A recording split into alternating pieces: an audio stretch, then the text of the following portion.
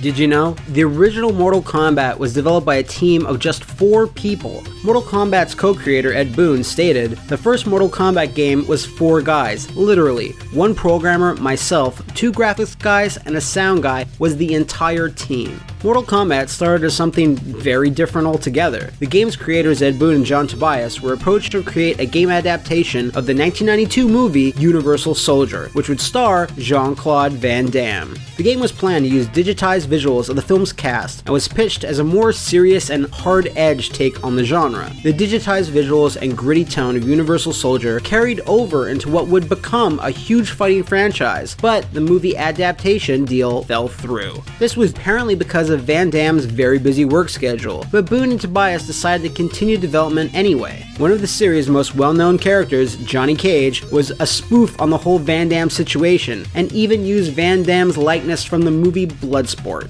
Mortal Kombat was developed in just 8 months, and according to Boon, the game was nameless for about 6 of those 8 months, as no one could come up with a name that other members of the team didn't hate. The names included Kumite, Dragon Attack, Death Blow, and even Fatality, after the game's trademark finishing moves. Someone had written Combat on the drawing board for potential names in Boon's office, and there was the letter K written over the C. A pinball designer named Steve Ritchie was sitting in Boon's office. He saw the word Combat on the board and said to Boon, "Why don't you name it Mortal Kombat?"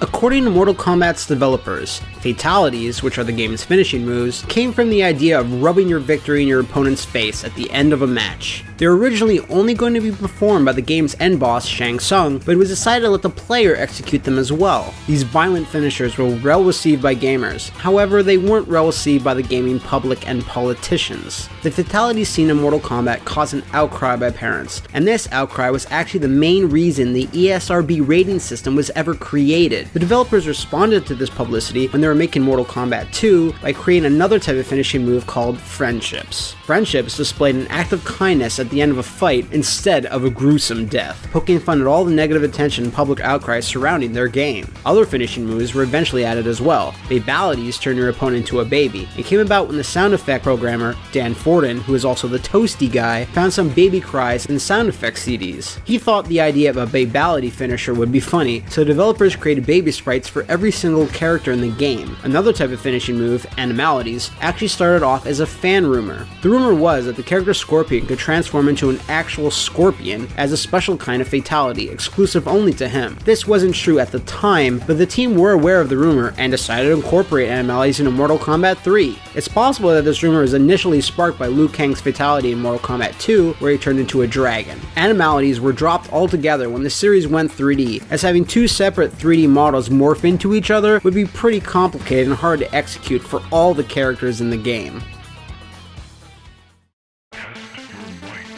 Fan rumors actually led to the addition of multiple characters in the Mortal Kombat series. In some arcade builds of the original Mortal Kombat, the word Ermax can be seen in the test menu under Game Audits. Because the listing was directly under the listing for Reptile battles, Reptile being a hidden character in the game, some players speculated that there was another hidden character in the game called Ermac. A reader of Electronic Gaming Monthly named Tony Casey reported he had found Ermac in the game by defeating his friend twice flawlessly using only punches at the Warrior Shrine, after a red ninja had appeared and told him, "I will fight you near the statues." Ermac supposedly appeared on screen and said, "I am Ermac, you will never defeat me."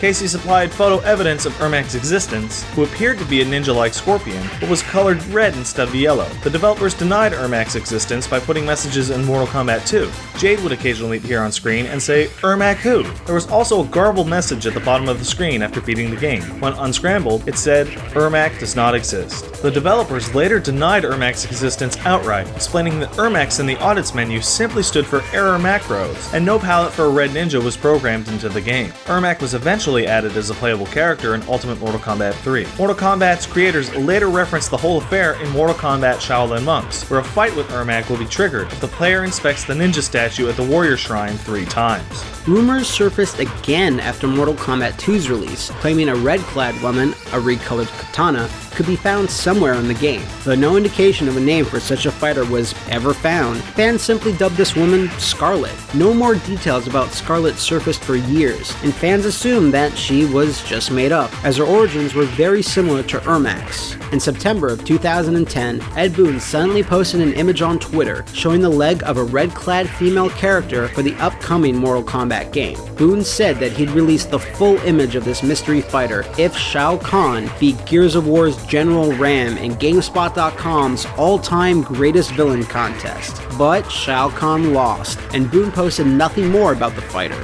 When gameplay videos for the new Mortal Kombat were published in March of 2011, a red-clad woman could be seen in the background of Kahn's arena. Later that month, information was released about the game's downloadable characters. The red-clad woman's appearance was shown in full, but her name wasn't. Fans later hacked the game and found that, indeed, her name was Scarlet. The developers also had some fun with all the Mortal Kombat rumors by adding a few of their own. The character Kano appeared in the original Mortal Kombat, but not in the sequel. A rumor surfaced that Kano could be unlocked in Mortal Kombat 2 as a secret character by Shang Tsung's morphing ability. The rumor came from a statistic saying Kano transformations listed in the menu. The listing was added intentionally and was basically intended to replicate the Ermac rumor. That's all for today, but don't forget to subscribe to us on YouTube and follow us on Facebook and Twitter. Make sure to also check out DidYouKnowGaming.com, where we post gaming trivia every single day. If you like this video, then check out our other videos. And if you'd like to see more Mortal Kombat related stuff and tons of reviews, let's plays, and cartoons, head on over to our channel, Two Best Friends Play, the hypest gameplay on YouTube.